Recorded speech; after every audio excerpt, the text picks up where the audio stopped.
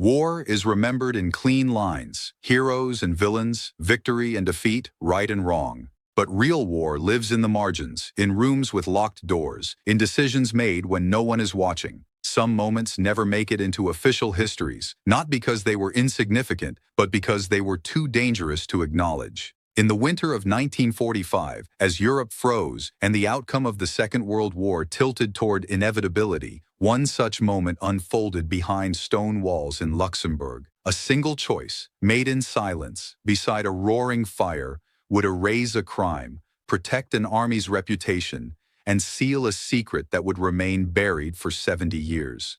This is not a story about battlefield glory. This is a story about what happens when justice collides with survival, and why one of America's most legendary generals chose fire over truth.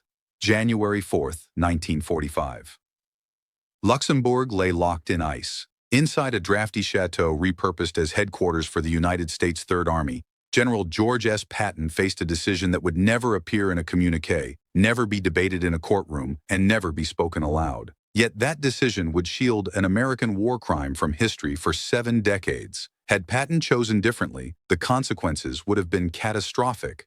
American soldiers would have faced gallows. Nazi propaganda would have feasted, screaming to the world that the United States was no better than the SS. And the reputation of Patton himself, arguably the most feared and effective combat commander America ever produced, would have been shattered beyond repair. The man they called Old Blood and Guts had discovered that his own troops had executed 50 captured SS prisoners. What he did next was not written into doctrine, it was not lawful, and it would define his legacy in silence. Patton had earned his nickname the hard way, by leading from the front, pistols gleaming, while other generals issued orders from maps and tents. He was a soldier philosopher, a brutal romantic who believed war was humanity's truest test, that violence properly applied revealed destiny.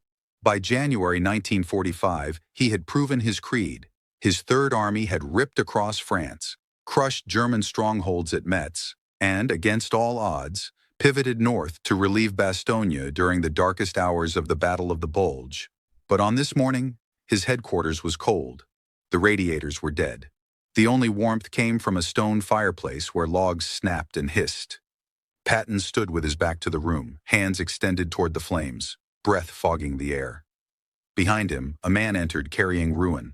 A major from the Inspector General's office stepped forward, visibly uneasy, gripping a thick manila folder stamped Top Secret. Inside lay sworn testimonies, ballistic analyses, photographs of frozen corpses, and a list of American names. It was a complete investigation, airtight, damning, into a massacre committed not by Germans, but by U.S. soldiers. The major placed the folder on Patton's desk. He expected fury, courts-martial, discipline enforced like a thunderclap. Patton turned slowly. His steel-blue eyes moved from the folder to the fire, then back to the major. He did not open the file. He did not ask who was accused. Instead, he picked it up. The major watched in disbelief as the general carried the evidence toward the flames. Patton was not preparing punishment. He was preparing erasure. And the choice he made in the next few seconds would bury the truth for generations. To understand why, one must return to Belgium. December 1944. December 17th, a frozen crossroads near Malmedy. The cold was merciless, the worst in 3 decades. Weapons malfunctioned, skin blackened with frostbite. The Ardennes became a white graveyard, but fear cut deeper than ice. At midday, soldiers of the U.S. 285th Field Artillery Observation Battalion drove straight into the vanguard of Kampfgruppe Piper, an elite Waffen-SS armored unit. Outgunned and surrounded, the Americans surrendered. At first, everything followed the rules. The prisoners were disarmed, assembled in a snow-covered field. 120 men stood with hands raised, breath rising in white clouds. Then the machine guns opened fire. For 10 minutes, the field became a slaughterhouse. 84 American prisoners were murdered. The wounded were executed where they lay. A few survived by pretending to be dead, their uniforms stiffening with frozen blood. When they escaped and reached American lines, their words spread like wildfire. Malmedy. The name became a curse, a warning, a license. Among Patton's men, an unspoken belief hardened. SS troops were not entitled to mercy. Patton himself addressed his officers with chilling clarity. This was no ordinary enemy.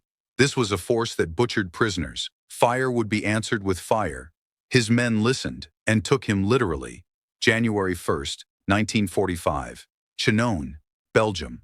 After savage house-to-house fighting, elements of the U.S. 11th Armored Division secured the village. They captured roughly 60 German soldiers, Waffen-SS, unmistakable in camouflage smocks and runic insignia. They were disarmed. They surrendered. This was not combat. A machine gun was set up in the snow. Ammunition belts were fed carefully. Officers stood by. The order was given. In minutes, 60 prisoners were dead. Those who survived the first burst were finished with rifle fire. Some ran. They were shot from behind. The snow turned red. It was an execution, carried out by young Americans from Ohio, Texas, New York, men who had crossed the Atlantic to liberate Europe. Rumors spread instantly. Civilians had watched. Officers had seen the aftermath. By January 2nd, the Inspector General launched a formal inquiry. Evidence poured in: witness statements, ballistics, photographs, names, charges carrying mandatory death sentences. The implications were unbearable. If prosecuted, the case would explode. Nazi propaganda would weaponize it. America's claim to moral authority would fracture, and Patton's command would stand accused of the very crimes it condemned. On January 4th, the file reached him. The room was silent except for the fire. The major stood rigid, waiting. Patton lifted the folder, weighed it once more, then spoke. "There are no murderers in this army." And with a casual flick of the wrist, George S. Patton tossed the entire investigation into the flames. Paper curled. Photographs shriveled. Names vanished. Justice turned to smoke. The major did not protest. He understood. The law had just been suspended by command decision, and the fire kept burning. The major does not move. He stands rigid, trapped between instinct and obligation. This is a man forged by regulations, an officer who built his career inside the Inspector General's office, guarding the rulebook like scripture. His purpose has always been clear: ensure the United States Army obeys its own laws. And now, in this silent stone room, he has just watched the most powerful American commander in Europe commit a crime with absolute authority. Obstruction of justice, destruction of evidence, accessory after the fact to murder. The fire crackles. The silence presses in. In this moment, the major understands the choice before him. He can speak, destroy his career, invite charges of insubordination, possibly face a court-martial himself. Or he can turn away, walk out, and become part of the lie that has just been sealed in ash. He raises his hand and salutes. It is stiff, automatic, almost lifeless. Patton does not return it right away. His eyes remain fixed on the fireplace, watching the last fragments of paper curl and collapse into blackened flakes. Only when the flames have finished their work does Old Blood and Guts lift his hand in response, slowly, dismissively. "That will be all, Major." The major turns and exits, closing the heavy oak door with deliberate care. In the hallway, he presses his back against the cold stone wall. His hands are trembling. He draws a long breath, steadying himself. Outside that chateau, America is fighting for freedom, for democracy, for the rule of law. Inside it, the law has just died in fire. Back in the office, Patton's aide, a young captain who has witnessed everything from the shadows, moves toward the sideboard. He pours a drink, the crystal glass clinking softly in his shaking hand. "Sir, the implications are none of your goddamn business, Captain," Patton cuts in. There is no fury in his voice, only finality. Patton takes the glass and walks to the window. Snow drifts down over Luxembourg. Somewhere beyond the hills, the Third Army is preparing to advance. Tanks are being fueled, ammunition loaded, orders issued.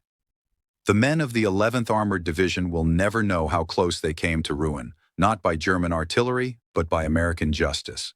Patton has saved them. He has chosen his soldiers over the law. But why? Why would a man who demanded ruthless discipline, who court-martialed officers for minor failures, who once struck a shell-shocked soldier for cowardice, protect men who committed execution-style murder? The answer lies in who George S. Patton truly was. He was not a policeman in uniform. He was not a lawyer wrapped in olive drab. Patton was a war prophet. To him, battle was not a legal proceeding. It was a primal contest for survival. The battlefield was not governed by statutes, but by strength, momentum, and fear. In Patton's world, hesitation was fatal. The only unforgivable crime was weakness.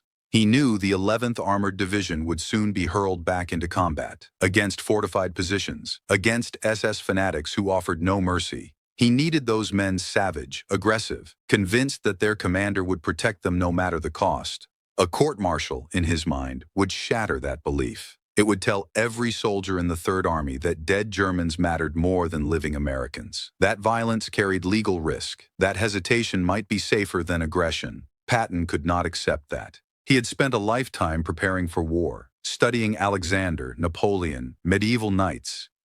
He believed modern armies had been softened by moral abstractions that killed soldiers just as surely as bullets. And after Malmedy, his hatred for the Waffen-SS had hardened into something absolute. They were not soldiers deserving protection. They were predators. In Patton's calculus, erasing the Chenogne massacre was not a crime. It was command. The effects were immediate. No arrests came, no military police, no charges. The investigation vanished as if it had never existed. The men returned to their tanks and half-tracks. Engines roared, columns rolled east. A message spread through the ranks without ever being spoken. The old man has our backs.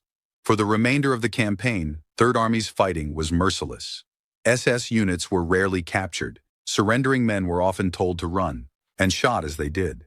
The divisions fought with a ruthless edge, convinced they were untouchable. They were effective, and they were changed. The stain of Chenogne never washed away. It settled into the minds of those who were there, who understood that justice had been reduced to ash in a Luxembourg fireplace. After the war, rumors surfaced. Patton's superiors heard them, and chose not to look too closely. Victory had been achieved. American lives had been saved. That, they decided, was enough. History, written by the victors, reflected what Patton destroyed. Malmedy became infamous. Trials were held. Sentences passed. Nazi barbarity was exposed to the world. Chenogne vanished, whispered only at reunions, spoken softly by men nearing the end of their lives. Decades later, the truth emerged piece by piece. Documents, testimonies, confessions. The paper trail was gone, but memory remained. Today, officers study the incident not as a footnote, but as a question. What would you have done? Patton answered that question on January 4, 1945. He chose his men. He chose victory. He chose war over law. And in doing so, he proved that even legends are forged in compromise, and sometimes in fire.